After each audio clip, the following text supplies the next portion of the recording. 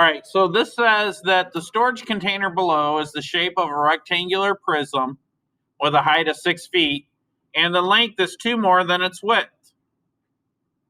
Phew. Recall the formula for the volume of a rectangular prism as V equals L times W times H, where L is the length, W is the width, and H is the height. Well, they've given us a lot of clues, right? Like they said that the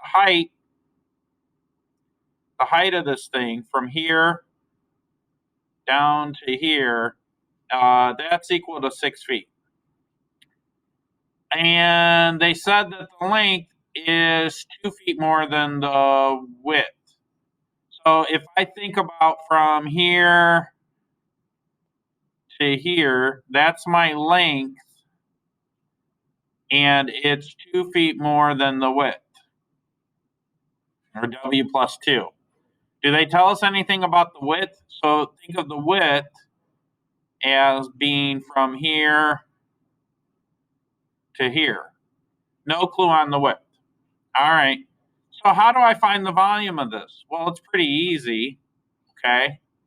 What I'm going to do, the volume is equal to the length times the width times the height. Okay, well, what's the length? Well, it's W plus 2. What is the width? Just W. And what is the height? 6. So I just got to multiply all these things together. Well, 6 times W is just 6W. And then I got to multiply that by W plus 2. Now I could do like a reverse distribution. It's not reverse, it's just written different. What's 6W times 2? 12W. What's 6W times W?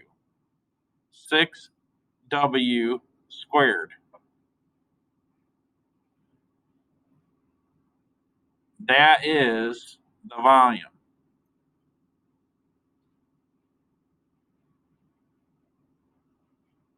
That's the answer.